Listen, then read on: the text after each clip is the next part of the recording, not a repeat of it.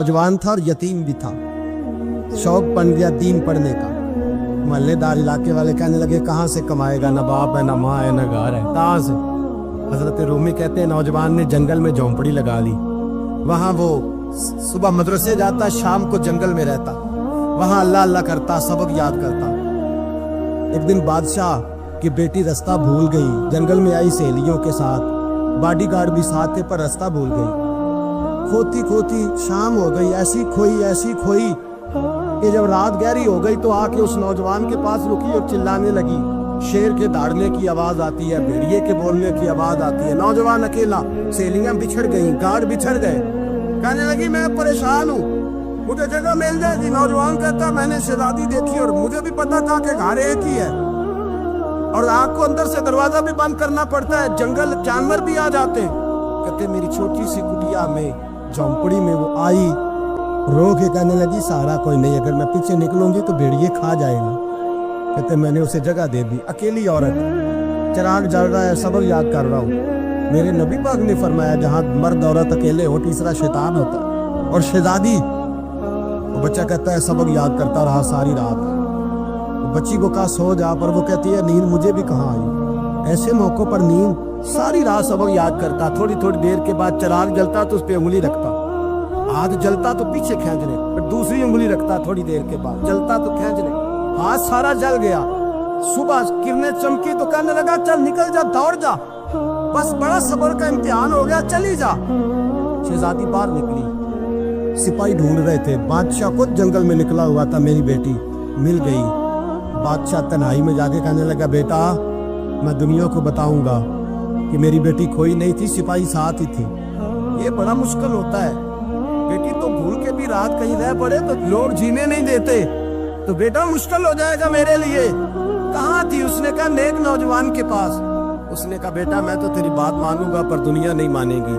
अगर उस नौजवान ने किसी को बता दिया कि तू उसके पास थी तो फिर लोग मेरा जीना मुहाल कर देंगे।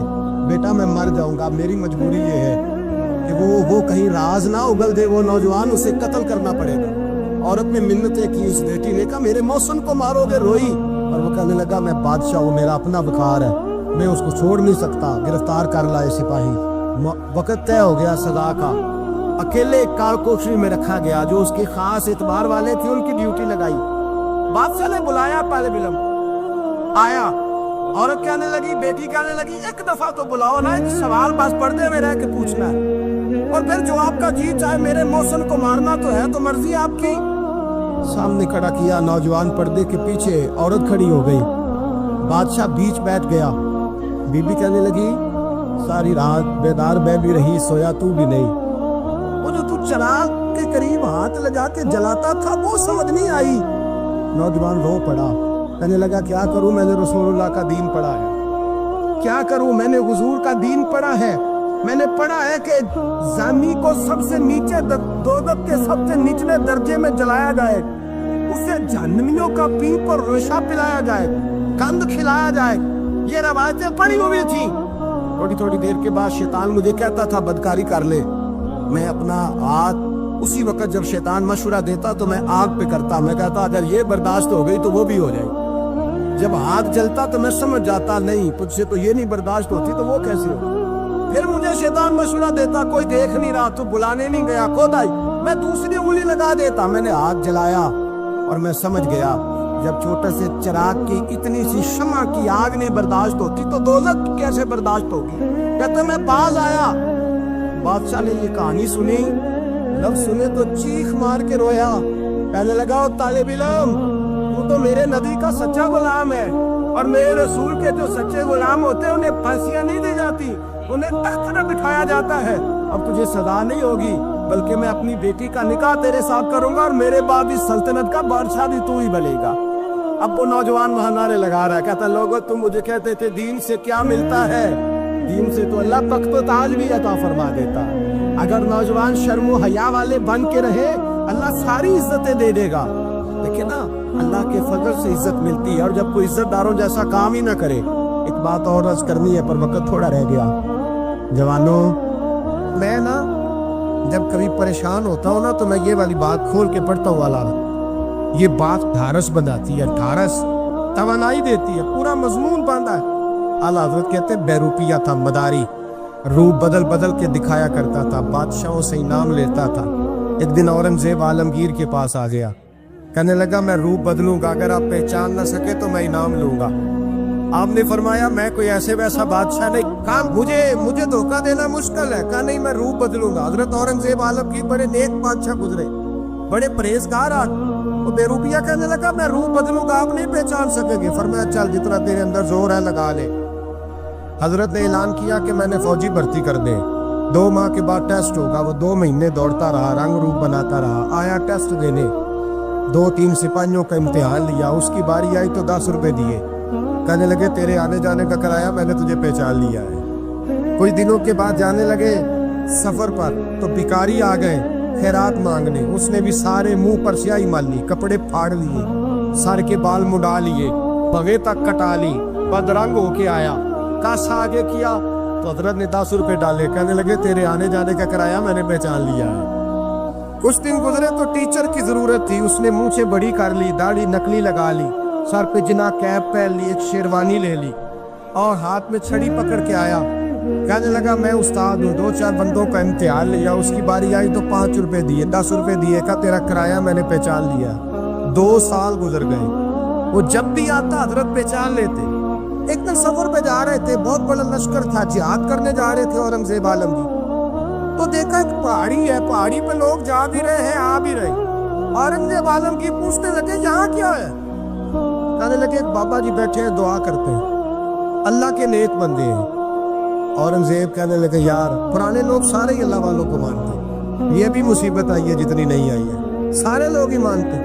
कहने लगे जरा मैं दुआ ना करा लूं, बच्चे काम जा रहा हूँ। औरंगजेब बादशाह थे, बादशाह लोग नाजुक मिजाज होते हैं, घोड़े से उतरे, बड़ी मुश्किल से पहाड़ी पे चढ़े, ऊपर गए तो लाइन लगी है, बाबा जी गार में बैठे। कहने लगे मैंने मिलना, मैं औरंगजेब हूँ। उन्होंने कहा हमारा बाबा उस तरह का पीर नहीं कि अमीर आए तो रंग और हो, गरीब आए तो और हो, यहाँ अगर मिलना है तो लाइन में लग जाओ, सब एक जैसे। अब लाइन में खड़े हो गए, 50 आदमी आगे थे, कहते हैं 51वां नंबर था। थक गया धूप में खड़ा खड़ा, जब मैं पहुंचा गार के दाने तो मैंने बाबा जी के चेहरे पे नजर डाली तो बड़ा नूरानी चेहरा, बड़ी खूबसूरत लबो लहजा। मैंने कहा मेरे जैसा आदमी भी पगड़ी बांध ले तो अच्छा लगने लग जाता है, बड़ा खूबसूरत अंदाज।